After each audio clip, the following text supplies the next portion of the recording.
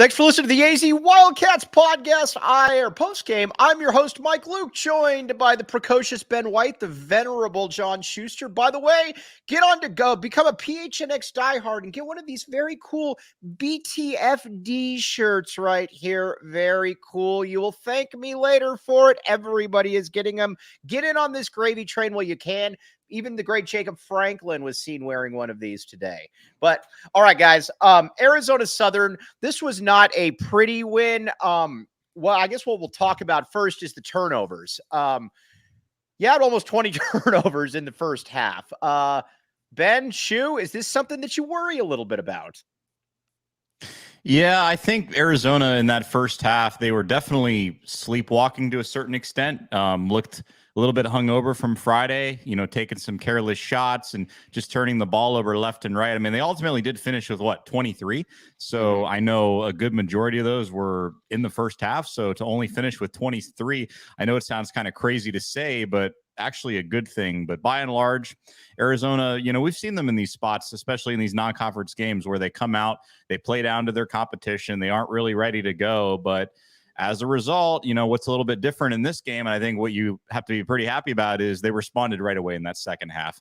Coming out 31-point lead, keeping the foot on the gas pedal in that second half, Mike, and I think that's the key. It's not how you start, it's how you finish. John Schuster. They were not. They were flat early. That's not an epiphany. And there were. It almost looked in the early stages like Arizona was playing drumline basketball. Oh, you can do that? Oh, well, then guess what? We can shoot three-pointers too. And Arizona did shoot three-pointers and missed a hell of a lot of them. Right. And I think Southern's quickness and tenacity was getting the better of them. I think at one point Southern led 19-15, and then they made a mistake. They went all John L. Sullivan against Keshad Johnson, and that changed the entire complexion of the game. It was about 11 minutes to go in the first half, and who knows, maybe this thing was going to get to that point anyway, since Arizona dominated over the course of the last, 30 minutes and clearly in the second half. But that was, if there's such a thing as a turning point where Arizona's a 31-point favorite and wins by the mid-30s, you could look at that one sequence as something that maybe woke up the Cats a little bit. They were much better on the defensive end, and they did a significantly better job doing what it was they should have done from the get-go to put this game away. I think a lot of it, too, is I think some of it you can attribute to just being kind of a hangover effect from Duke. Listen, you have a huge win against Duke Friday night. You don't get back into your own bed until probably Saturday at 4 or 5 a.m. You wake up today, you're ranked number 3 in the country. There's something to be said, too, for, all right, now we got Southern coming to town. These aren't professionals. These are still kids at the end of the day. I give them a little bit of a pass, even though some might not. Yeah, and listen, it's November 13th. It's not early March. It's not late February. So take that with a grain of salt. Yeah, I mean, for sure. Arizona definitely started out in a tough spot. They found a way to overcome that. I thought really that technical foul, kind of that offset, it really woke them up. And after that, you just saw Johnson go crazy. I mean, he was doing good things from the get-go. By the way, it's hard to say who this team's best player is. I know a lot of folks want to say Caleb Love. You can make the argument with Johnson. But, Mike, I'll say this about Johnson. His energy, what he brings, this team, I think, really feeds off of that. And just based on the tone that he went out there and what he set tone-wise, I thought the Cats did a good job of responding. Now, granted, a lot of turnovers early for him in the first half of that game, but he was just trying to be aggressive. I mean, he was at least going to the basket, doing what he does best. I mean, you're out there against, let's be quite honest, you're a bunch of midgets. It's not like Southern had any size whatsoever. Hey, be nice. Yeah. The only thing they could do is run and gun, and they were going to either shoot lights out or shoot terribly, which came into reality there in the second half. But point being, when you've got a guy like that, Mike, all you got to do is get the ball inside to him. Just get the ball inside to Johnson as many times as possible. Get the ball inside to Ballo. You're a lot bigger. You're a lot stronger than this team. It's that simple, really. John Schuster, we coined the term the Four Peaks last year. The Four Peaks movement lives on with Keshad Johnson, but it also leads on with The Four Peaks, the official brew of PHNX Sports. Visit fourpeaks.com/locator to find all your favorite brewery tours and events. Check out Four Peaks Brew or at Four Peaks Pub to keep up with the latest of Arizona's hometown brewery. Must be 21 years or older to enjoy responsibly. And you know where you could maybe get some Four Peaks from time to time, fellas? Probably a few places, and one that you're going to pick out specifically, I'm guessing. Circle K, my friends. Okay. Circle K. By the way, the cheapest gas in Tucson right now, I have it on good authority, is on 12th and Ajo. If you make your way down there, maybe, I'm just saying, don't take my word for it. Go check it out. But Circle K, my friends, that's what you want to do. Join the inner circle today. That never gets old. For free by downloading the Circle K app today. Terms and conditions apply at participating locations. Visit CircleK.com for details. All right, Shu, Ben White actually made a good point there. When he was talking about Keshad Johnson, and you and Rob Lance and I were texting a little bit back and forth about this. He's a unique player at Arizona in that you guys were going back and forth. Is he Bennett Davison? Is he Aaron Gordon? What is he? But he's about 6'7", and you feel very comfortable if he's guarding a shooting guard or if he's guarding a center. He also kind of sets that physical tone for this team that, quite frankly, they haven't had. Yeah, it helps a lot when you have a guy with that kind of versatility. And the great thing is you come from a program that plays defense. You know what's expected out of you. And it's something that Arizona needs from a physicality standpoint. And I'm not terribly worried about what he does on the offensive end because I think he's going to get opportunities based on Arizona's system. But the way that he can set a tone along with some of Arizona's more athletic wings goes a long way to giving them something that they haven't had in the early stages of Lloyd. But one of the things that I find kind of maybe fascinating, and I feel this way based on just the way that this team is constructed. What was it, 2013 and 2014 when Gordon played at Arizona and Hollis Jefferson was on that team, right. The Miller team as well. And our repeated frustration was what if yes. This team played a little bit more aggressive defense on the perimeter and had a willingness to run. Well, guess what? We got it. We might get to find this out 10 years later. Right. That'll be fantastic. Right. So enjoy that. I think Arizona's going to score off of its aggressive defense, and guys like Johnson and the wing players are going to play a big role in that. Yeah, Ben, that's a huge part of it, right? Is that Keshad Johnson he's that, I mean, Arizona I think there's a big part of it too, is just the emotional aspect that he brings. Arizona didn't have anybody like this last year. When Arizona faced physical teams, sometimes, well, in the postseason, it kind of wilted at times. I mean, certainly against Princeton, I don't think that happens with Keshad Johnson. And again, a lot of that too is where he's been from, his experience. He was in the national title game last year. He's got a little bit more offense than I think that at least that I expected him to have. He and we'll get to Caleb Love here in a minute, but he has been a very, very he's been a seamless addition. How about I say that? Well, they're dogs for sure. And what was Arizona missing last year? They were missing an athletic guy who could take guys off the dribble and a guy who could create their own shot. And they just didn't have that. And you have that now, whether it's Johnson, whether it's Love, somebody even like KJ Lewis. He hasn't quite found his shot, but he's just so young. I mean, he's athletic. He can get to the rim. He can take guys off.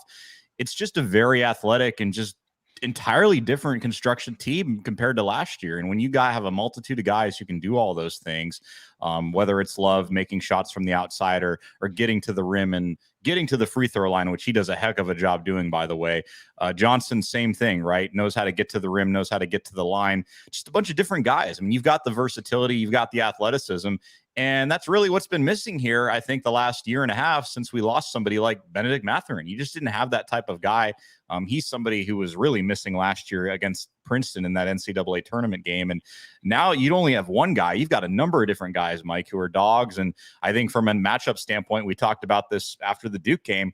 When you look at what Arizona can do from a roster construction standpoint, I'm not talking talent, I'm not talking physicality, that's all well and good. But I think matchup-wise, they match up very well against most of these teams throughout the country. I'm not saying they're the most talented or they're the best team, but from a matchup standpoint, I would take them almost over anybody at this point. I know it's early.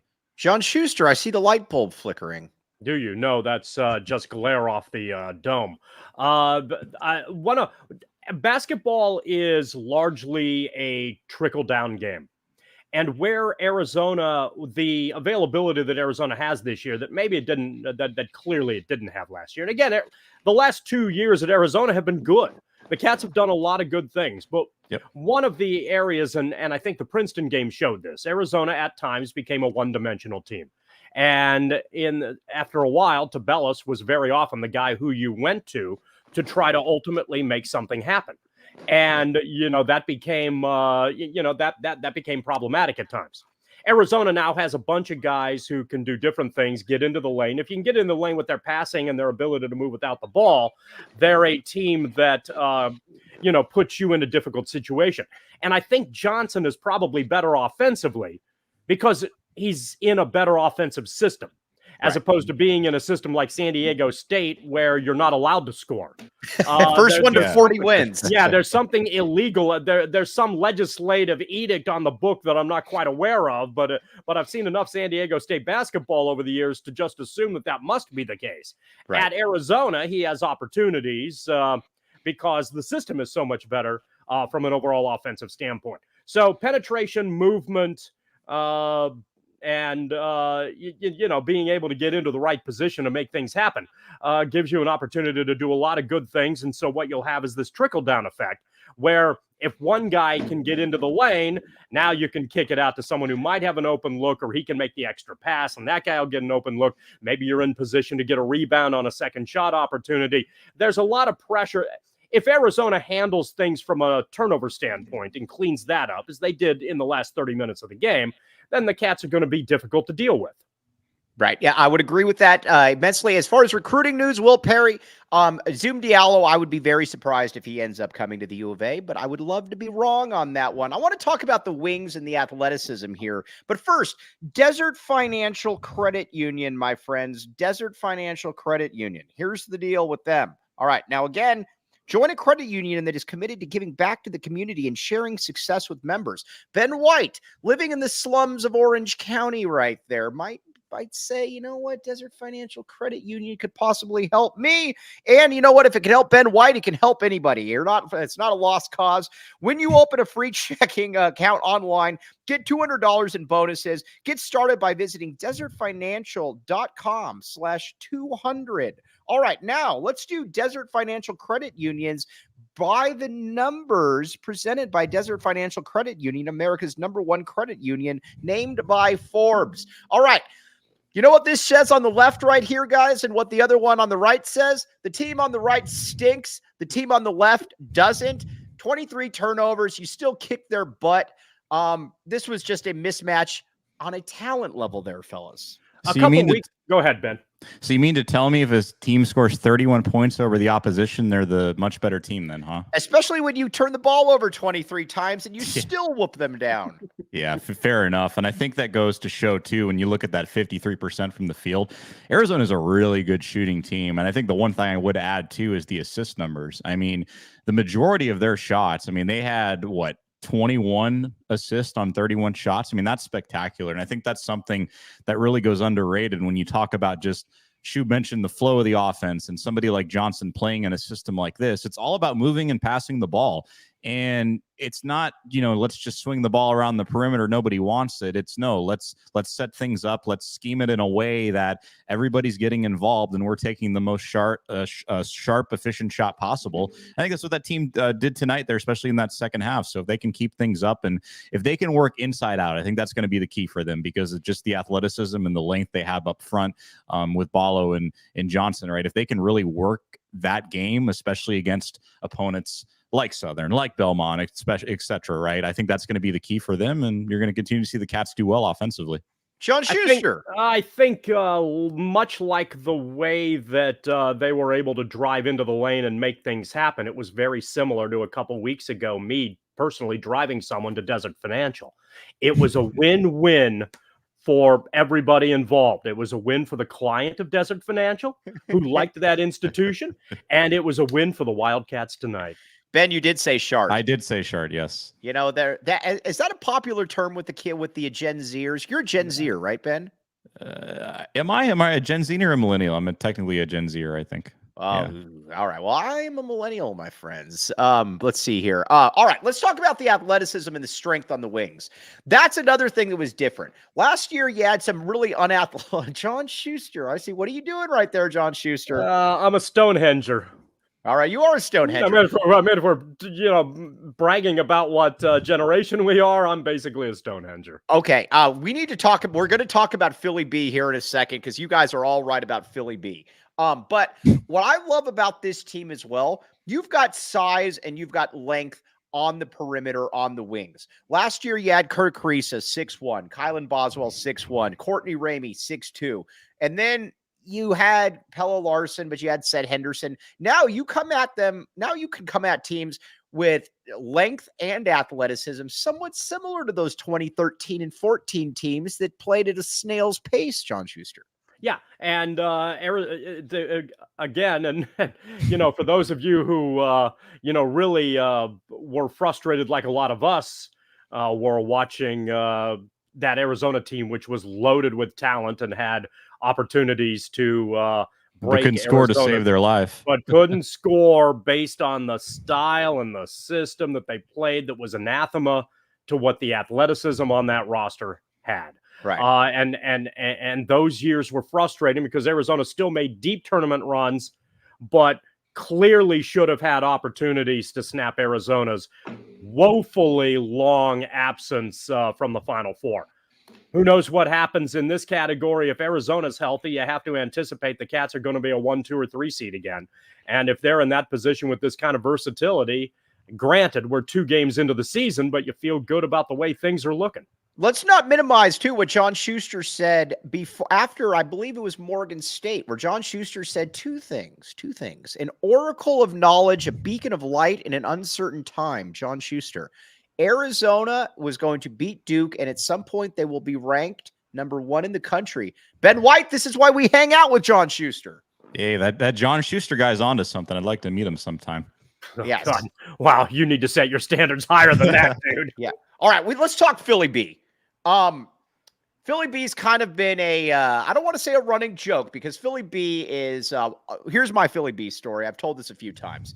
But at Media Day last year, every time I would ask Philly B a question, well, what's your favorite thing to do? He would say something and then he would say to me, and what about yourself?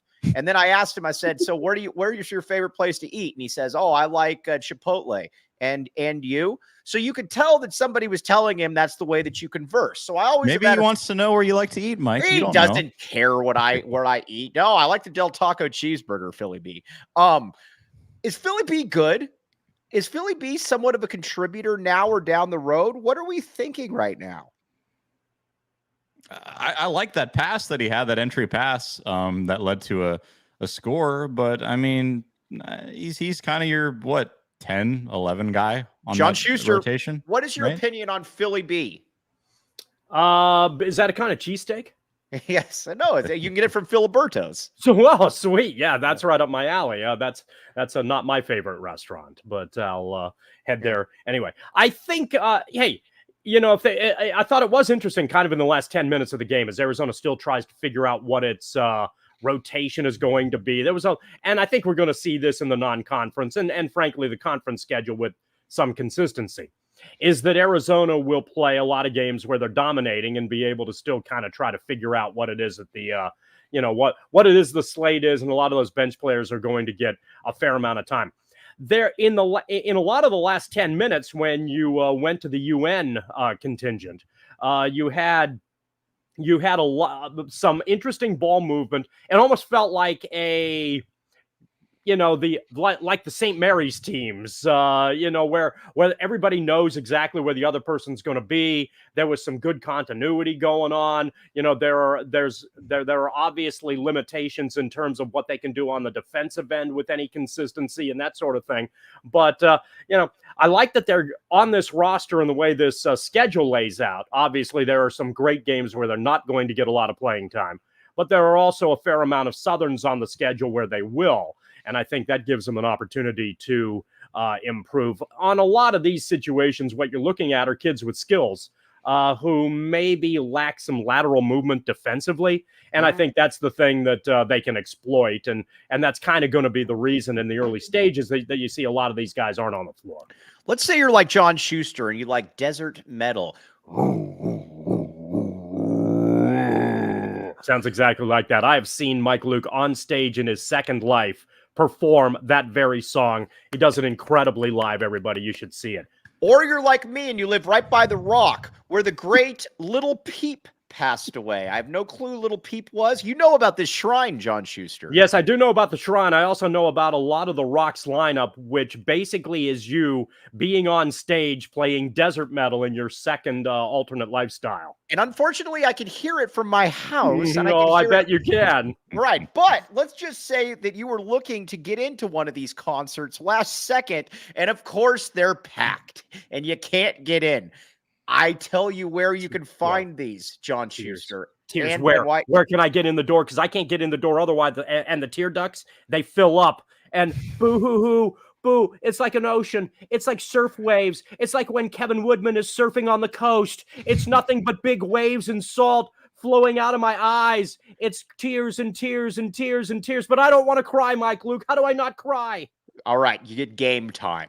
Oh, That's sweet. it. It's that simple. Download the Game Time app. Do it right now, everybody. Create an account and use code PHNX for $20 off your first purchase. Terms apply. Again, create an account and redeem code PHNX for $20 off. Download Game Time app today. Again, lowest prices guaranteed, my friends. Guaranteed. And let's just say that you're going into this and you're like, man, I do not want to listen to any of this music right here. This sounds absolutely terrible. OGs has you covered right here. OGs, my friends. Okay, here's the deal. Welcome. Let's see. Actually, no, there's all these weird different reads right here. We're taking outside shots with Eddie Johnson. We are brought to you by our friends at OGs Brands. All kinds of different OGs things. All right. Here's the deal. I'll just read this. This is a top 5 Mike Luke read. Okay, so OGs. Terrible read. Yes. Let's just get back to the disclaimer. The call for action. Just head to www.zenleafdispensaries.com. Find your closest location. Order your favorite OGs gummies for yourself and enter discount code PHNX to get 20% off at checkout. This deal is exclusive to our PHNX listeners. And reminder, it's available only for online pickup orders. Discount code PHNX is active until November 30th. Maybe you'll even see the great Jacob Franklin there at some point. Maybe you will, maybe you won't. I don't know. Now, let's talk a little bit about this team, though, vis-a-vis the addition and subtraction of Kerr Kriisa. We haven't really talked about that much. You watch this team, there's definitely a different, you just don't have all the weird stuff going on. What do you guys say? I'm not wording this properly. Maybe too many OGs. What say you, Ben? What say you, Shu? Yeah, I think Kriisa, at this point, right, did some really good things for Arizona, but when the high was high, the low was also low. And I think you saw that come into fruition last year where he just was unable to find his shot, come stretch time. And as good as he was at times when it came to moving the ball and all that good stuff, and his assist numbers were great, and I totally get all that. There's something to be said about a point guard and a guard that can take guys off the bounce, who can be athletic, who can get to the rim, who can distribute, who can shoot very well. And the problem you ran into with Kriisa is when he wasn't shooting very well, there wasn't really anything else he could do out there on the floor. And unfortunately, when Arizona was matched up against more athletic teams with maybe offenses that have faster pace, it was really tough for him because you couldn't really hide him or ask him to do much. Not very big, not very athletic, couldn't really make up for it on the defensive end, couldn't really get to the rim or create his own shot. You get the point with that. Point being, when you look at Love, when you look at Kylan Boswell, totally different dynamic. Love goes without saying. When he's not shooting, he's shown at least early on here at Arizona that he's willing to do other things. I mean, you saw that in the Duke game. He played a heck of an effort on the defensive end. He was distributing the ball, getting the ball down below to Johnson and Ballo. And Boswell's the same way, right? He can make the clutch three. He can make the clutch shot when you need him to, but he also knows how to run the offense and move the ball effectively down the floor. And this team's going to be in a good position if those two guards continue to do that. And you just didn't have that last year. Totally different dynamic with Kriisa. I think it was addition by subtraction, getting rid of Kriisa and what they brought in, Schuster. Tell me I'm wrong. Tell me I'm right. Tell me I'm in between. It's a little bit closer to in between. You're just such a meanie when it comes to Kriisa. Here's, to a large degree, it's easy to bag on the guy who isn't here anymore. True. And I know that he was, there were polarizing aspects of his game. But guys like Kriisa in the early stages of a rebuilding program, you need. And the two-man game between Kriisa and Tabellis was good. Right. And it helped Arizona win a lot of games. So what happens when you have a guy like, that you're limited in what you can be as a program with a guy like Kriisa on your roster? Great enthusiasm, very, again, a very polarizing player from, I think, an Arizona fan base and from other folks who watched him, understandably. But if you're another recruit and Arizona comes to you and says, we want you to play at that school, and you're good, you're Boswell, you're Love, you're, one of the guards who Arizona's looking at to try to replenish the roster in the future. And you're looking at a team that over the last 2 years has been 61-1 in a major conference. 61-1. 61-11. Better than I thought. Wow. Man, there's so many ones that sometimes I lose one here and there, or I'm just the zero and I forgot. John Wooden is shaking in his grave, right? Shaking in his grave. Well, that's whatever. Go ahead. Well, it is Dawn of the Dead. But the gist of it is, if you're a better recruit and a kid with better talent, and in 2 years the program that's talking to you was 61-11 and winning with Kerr Kriisa at the point guard position, you're thinking, what can they do with me? Right. And that's exactly what building blocks are.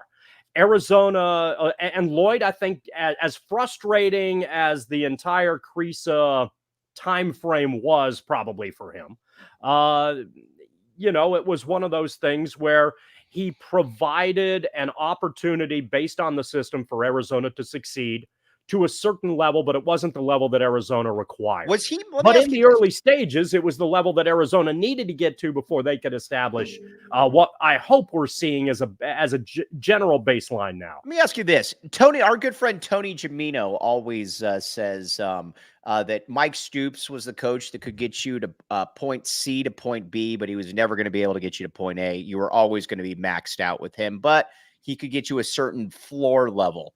Was that Kerr Kriisa as point guard at the U of A? Yeah, probably. I think that's a pretty reasonable. I mean, anytime you're channeling Gimino, even if it was a comparison. What does that guy know? Even if it was a comparison that Gimino did not endorse or openly condone, it still gives you an opportunity to get away with a little bit more than you probably should, kind of like Kerr Kriisa did when he pushed the boundaries at the University of Arizona. We're going to talk about it. We're going to make fun of ASU here in a couple minutes. But first, DraftKings, my friends, DraftKings, all kinds of stuff. John Schuster, when he is not on here and when he is not Schubering, John Schuster is watching NBA basketball nonstop. Here's what I know about the NBA. Apologies for interrupting your DraftKings read, okay? We have a good friend, our good friend Nate Rady. Nate Rady used to work with us on the radio side of things. He's been a teacher for a number of years. He teaches fifth graders locally. Here's the only thing I can take out of the NBA. It looks like Nate Rady assigned his fifth grade kids to go to a paint store. Whether it was Glidden or Sherman-Williams, I don't exactly know which. And he said, you know what? Find wood, throw the most obnoxious color you possibly can find on a court, and call it the in-season tournament. That's about all I know about the NBA. But anyway, please proceed with your excellent DraftKings read. Well, I mean, yes, this read goes without saying. New customers can score $200 instantly in bonus bets for only throwing $5 down on the NBA. Win or lose, it doesn't matter. What kind of that's this kind of situations we like, where it doesn't matter. You're going to give me money. I will take this. All right, now here's the disclaimer. Everybody stay with me. Last time I read this, we actually went up by 6 listeners. So here we go. Gambling problem, call 1-800-GAMBLER. Visit www.1800gambler.net. In New York, call 877-8-HOPE-NY or text HOPE-NY. In Connecticut, help is available for problem gambling. Call 888-789-777 or visit ccpg.org. Please play responsibly on behalf of Boot Hill Casino and Resort. Licensing partner, Golden Nugget Lake Charles. As I've told everybody on here, I've been to Lake Charles. I did not like Lake Charles, but the casino actually was kind of cool. 21 up. Age varies by jurisdiction. Void in Ontario. That's for you, John Schuster. Bonus bets expire 168 hours after issuance. See sportsbook.draftkings.com/basketball terms for eligibility and deposit restrictions. Terms and responsible gaming resources do apply. All right, now it's time for our DraftKings pick of the week, my friends. Here's my DraftKings pick of the week. I am back in the A. I am picking Arizona to beat Utah. And if Arizona wins out, all of a sudden, it's kind of where you start saying that maybe Arizona could play in the Pac-12 championship game. What say you guys? That is a interesting thought there, Mike Luke. We do need some things to go right for that to happen, which I'm sure we'll get into a little bit later. We need to be Oregon State fans. I will also take Arizona to beat Utah this weekend. What say you, John Schuster? Wow.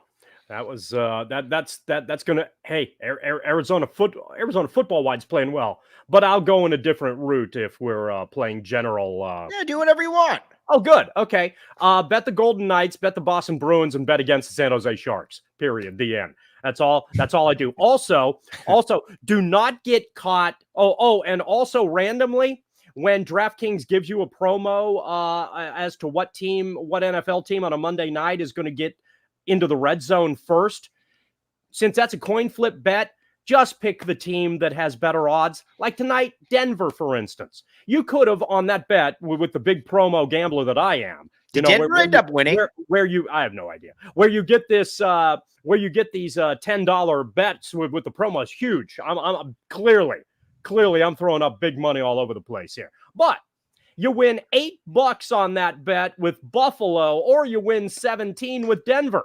So it's worth losing the 10 and taking a flyer on Denver. Right. All right. So here I am spending big bucks tonight because of that bet alone. But I am annoyed that Arizona did not get the over because that ruined my parlay, which included Xavier covering the 17. Well, there you go, right there. All right, now let's talk about what I think is going to be a huge part of this. Thank you, Patrick Stark, the great Patrick Stark.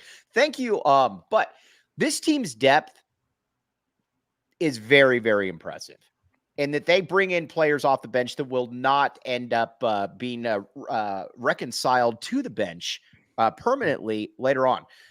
Mount Crevis, or as Brian Jeffries was calling him, Mo Crevis. I love hearing Brian Jeffries, of all people, call somebody Mo. It was fantastic. Mo Crevis, KJ Lewis. Those two dudes are both playing. I have been telling John Schuster from day one that KJ Lewis athletically is Hassan Adams. He still scoffs at me a little bit, but you are going to see this one, my friend.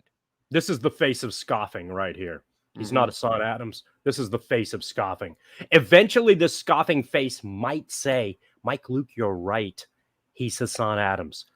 But so far, he's not Hassan Adams. What about Mo Crevis? Is he Hassan Adams? Crevis, yes, he is. Yeah. Crevis was the difference maker tonight, as weird as that sounds.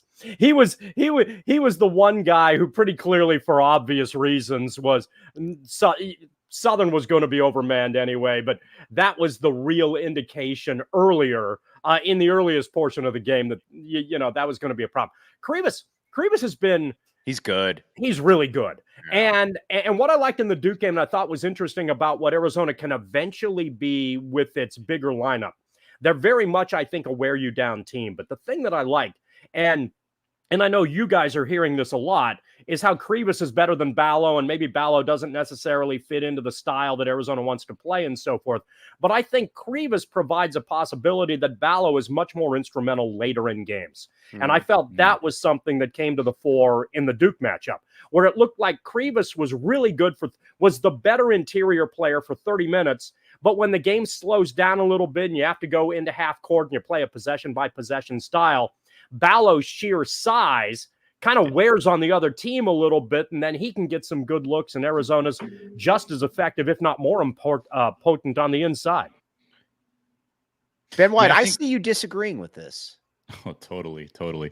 No, I think Kriisa is a unique player, and I think he brings just a different dynamic because, like Shu said, when teams are playing fast and when the ball is moving up and down the court at lightning speed, especially when you got a team like Southern that's just all guard and all shooting, I think somebody like Kriisa gives you a lot better of a shot just because he can do a little bit more, up front. I think he's a lot more versatile. I think he's a guy who uses his length very well. He can get the rebound, he can dunk, but he can also on the defensive end, bring you a little bit of toughness and physicality that Ballo just can't because he's just a bigger guy. He's more of an anchor. He's kind of the guy you just want it to hang under the basket to get the rebound. And it's not to say that Arizona doesn't need that, but it's also nice to have a player like Kriisa who I think is a lot farther along than, maybe some people anticipated. So moving forward, you've got two legitimate centers, which is a great thing. This is why evaluating international players is something that fake scouts like Shear should just should stop doing. It's impossible to tell. Look at Henry Vasar, Anthony Humbert's guy, Henry Vasar. He came in as a top 30 recruit. Henry Vasar, not a top 30 recruit. Mount Kriisa, or as Brian Jeffries calls him, Mo Kriisa. Mo Kriisa, Mo problems, my friends. BIGPOPPA, running from the DEA. How about that's for you, Dennis Walsh? That should be for all of us. Don't save that for just one person, please. It's also for play kids. That as part of your Desert Metal concert. It's also for the greatest kids hits as well. Yes, KIDZ. Yes, exactly. What was I talking about? Mo Kriisa, Vasar. Big guys. It's impossible to. It's impossible to evaluate international players. You just don't know. Mo Kriisa, Mo problems was was considered like the 125th best player in this recruiting class. Sorry, I'm going to go on record and say there's not 124 better players that are freshmen in the country right now. It's just impossible to tell. You don't know because a lot of this is Zapruder film. Jacob Franklin just messaged me, by the way, and says, "Are you going to rap tonight?" Jacob Franklin, I just did rap tonight, buddy. Come on, Jacob Franklin. You're not paying attention. Go back and clip that. Oh, he's paying attention. Right. Is there by the way, who's the Lithuanian? Pauly M. Paulius Morauskas. By the way, we have the best. I think he has a really good skill set. Mm-hmm. You can see a positive upside with him as an addition to this roster. We have the best Jersey Shore players on this team. Pauly M, Philly B. You know that Jersey Shore was in town this week, right? Yeah, they were at Cobra. They were all over the place. They were downtown on a consistent basis. I know this not because I drove JWoww, because I drove a bunch of people who wanted to pay to see JWoww. Yes, and the rest of the contingent. I don't know if they were at any of these places that everybody that the social media paradigm says that they were, but it seems like they were all over town. Was the Cider Sensei keeping an eye on the them? locals wanted to see them. Right. They're keeping an eye. Or multiple eyes on the Cider Sensei. Meisner, to Tommy, TLN. It was 3 weeks with it looking more like 3 than 6. We'll find out, but he'll be back. Now, let's see here. I disagree with this, Aaron Walsh. Kirk Walters sucked. Kriisa has the hands of Kirk Walters. I don't see any of that. Kirk Walters was just not a good basketball player. Kriisa is. Ben White, you have no clue who Kirk Walters is. You have more of an idea who Zachary Taylor is than this. Schuster, slap Aaron Walsh around for us. Aaron, we love you. Come on, Aaron. Come on, Aaron. Come on. Kriisa has much better hands. And if Kriisa has Kirk Walters' hands, I don't want to hear about all the weird stuff they're doing in the Baltic. I hope that Kirk Walters still has his hands and that Kriisa has his original hands. If they both have their original hands, and at the time they had their original hands and they were Division I eligible, I think Kriisa's hands are better and more conducive for basketball than Kirk Walters were on a more consistent basis. Kirk Walters always struck me as the guy that needed a little bit more, let's just say, high fiber and ultra low net carbs. Hero bread for Kirk Walters. Check it out. Right now, Hero Bread is offering listeners 10% off their first order. Just go to hero.co and use code PHNX to save on Hero Bread today. That's hero.co to save 10% off. Ben White, when he's talking about sharding, is actually thinking about Hero Bread. This is true. Whatever you want to be true, Mike. All right, Patrick Stark. We appreciate you, Patrick Stark. Kriisa has already scored more career points than Kirk Walters. That was a cheap shot, Aaron Walsh. Come on. All right. I want to make fun of ASU here for a second. ASU, Ray Anderson has announced that he is resigning, which has people... And who broke that story, Mike? Exactly. Who broke that? By the way, this is really funny. This is really stupid. Mike Luke broke the story of Ray Anderson resigning. All these other people tried hopping on after me, but the timestamp is there on Twitter. Mike Luke broke that Arizona State athletic director Ray Anderson is out. Jacob Franklin, the great Jacob Franklin, you can even text in here, can confirm this. Here's what I'm going to say about this. It doesn't matter who the athletic director is at ASU. They're always going to have real problems as long as Michael Crow is there. When you have a president that doesn't care about sports, that looks at sports as something about, that's something that you have to put up with. Sorry, that's always going to be a problem. Crow, you've been admiring Herb Crow. You've been admiring... Talk about a Freudian slip if there ever was one. For longer than I care to admit. Who would you rather have running an athletic department, Herb Crow or Michael Crow? I think Jesse Crow if it involved a station vehicle. Yes, there you go. I would agree with this. But shoot, joking aside, and Ben as well, if you have a president that doesn't care about sports and actually just puts up with it and tolerates it, sometimes you're going to be limited right there. I also don't think that this is something where when you're openly hostile towards sports, it's different to me than being a president that just kind of tolerates it. Because again, Crow clearly didn't understand what streaming was. He didn't want to go to the Big 12. He got into an open air argument with Ray Anderson about needing better facilities at Wells Fargo Arena. I say that Michael Crow will lead them to doom as long as he is there. Yeah, I don't know. Because if that's the case, then in a weird way, and I'm not a Ray Anderson fan necessarily by any stretch of the imagination from an AD standpoint, but they were close to being what could have been under Herm Edwards. Herm Edwards was a modern baseball hire, home run or strikeout, and there are a lot of both. And Edwards was maybe 1 year away because that team was getting loaded with talent. They were stringing together some really nice recruiting classes. They might have the Heisman front runner at LSU now. They had some 4 or 5, which baffles me, but nevertheless, they had they had a lot more 4 and 5 stars. Edwards was not a, shall we say, details guy, but in terms of being able to motivate and get kids on campus, he did a pretty darn good job. And then things went, it's sort of like it's a lesser version of Harbaugh at Michigan, where you start to get arrogant and you really do dumb things that you don't necessarily need to do from an overall recruiting standpoint. See, I think it's worse. I think it's way worse because you were in the middle of a pandemic and you have clear rules that say you can't recruit now, and you're bringing kids on campus. Well, the point is that you're more not what's worse and what isn't worse and who's suspended. What the point more is, you shouldn't have to do that in the first place. I think is the gist of where I was getting with that. And I think ASU had a chance to be on pretty solid ground and was about to move in a pretty talented direction that allowed them to be stabilized. And frankly, as much as he's a frustration, and he seems to be, to borrow the Jamino utilization of plateauing, Hurley has some athletes there. ASU is better with Hurley on the sideline. Now it's a limited better. But they're better than they have been, where they've been nothing but a forgettable also-ran that wins 10 games a year.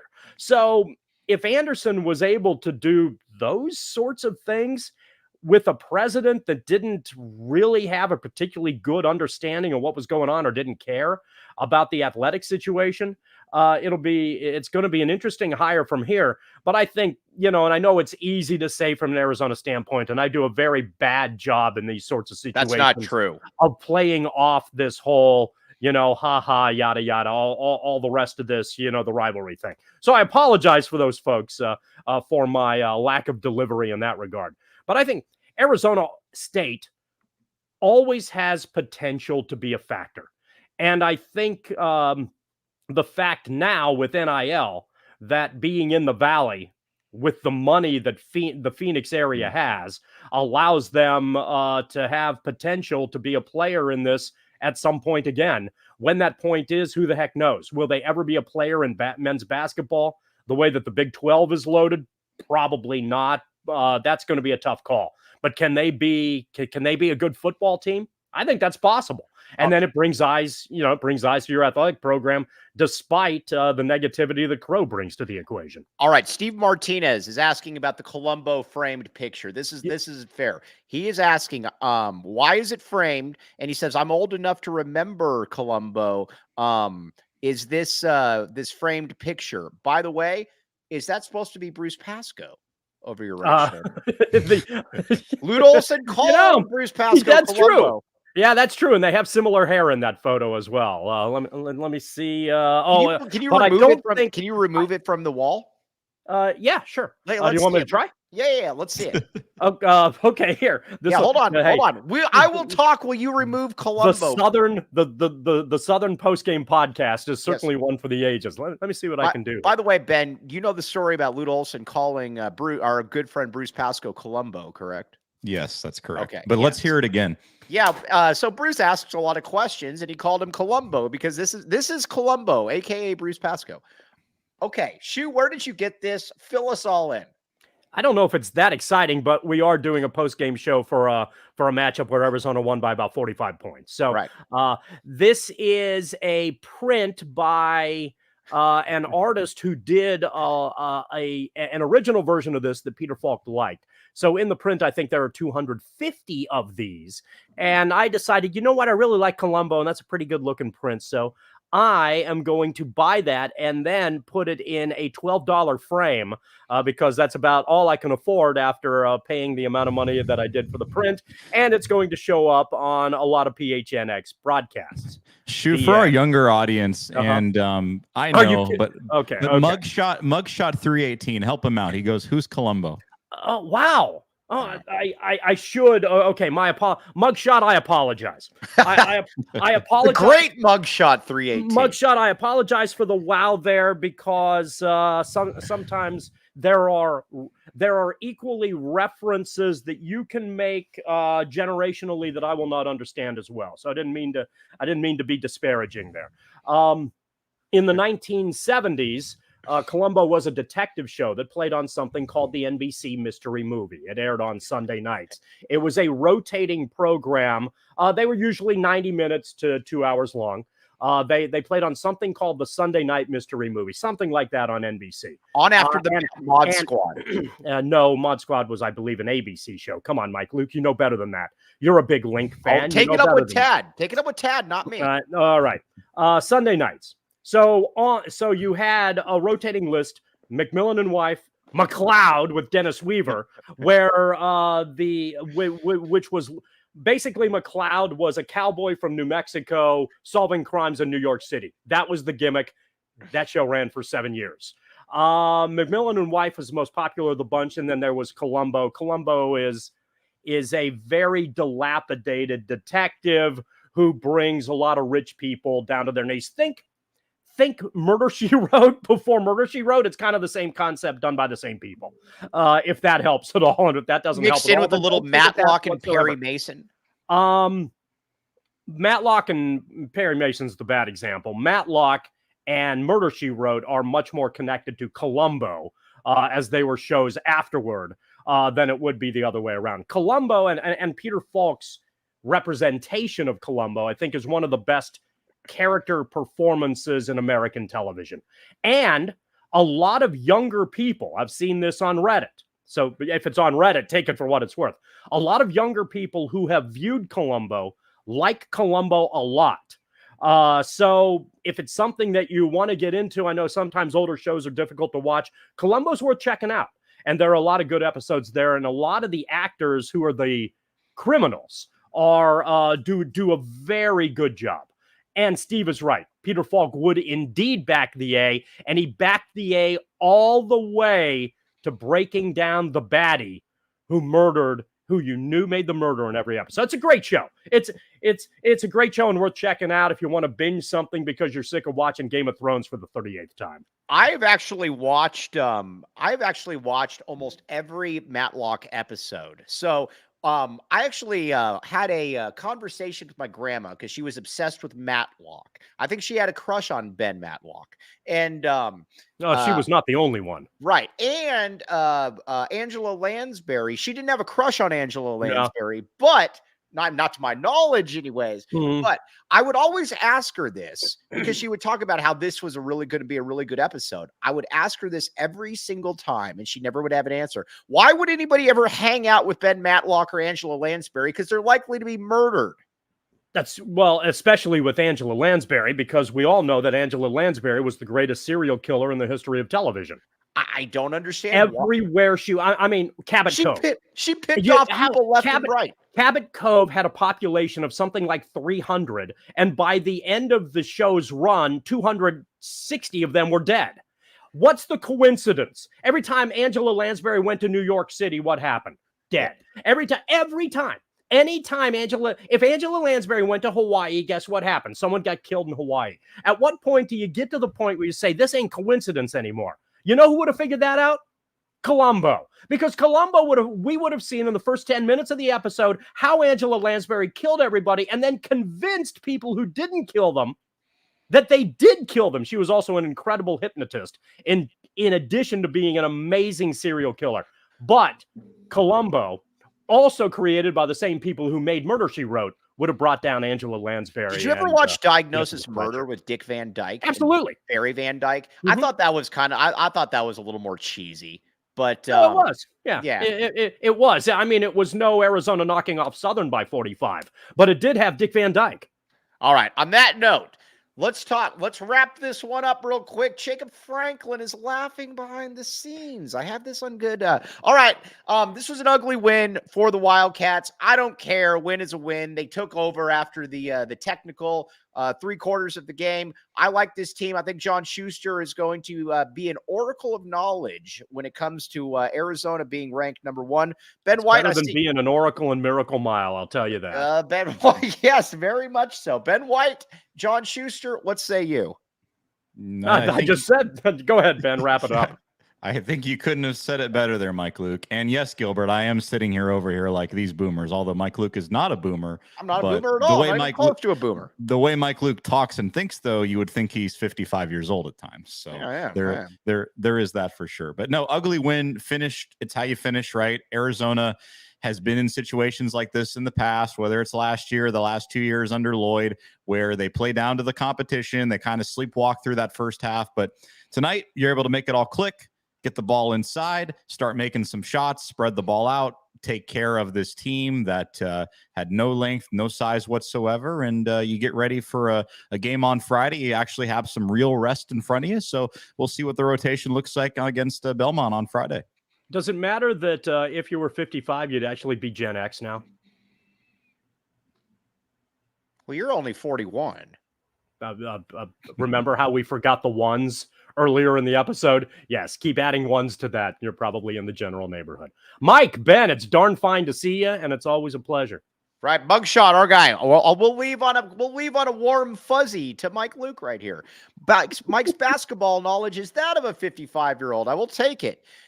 There's way too many kids dispensing cold pricklies and not enough warm fuzzies in this day and age. More warm fuzzies, less cold pricklies. On that note, all of you guys out there, thanks for putting up with our nonsense. This was fantastic. The great Jacob Franklin behind the scenes. Oh, by the way, Robert Madrill is Shoe 411 years old. He's pretty cool. Well, yeah. Generation Stonehenge. Right. And BIGPOPPA running from the DEA. On that note, for Ben White, John Schuster, I will be back with you tomorrow. Aaron Torres from Fox Sports Radio coming on at 10:30. The link will be in the morning, and when the links are out early, that means that Jacob Franklin did his job. If they're not out early, you blame Jacob Franklin for that, not me. Follow him at Jacob_Franklin4. On that note, thanks for listening to the AZ Wildcats postgame. We all silly like the mayor.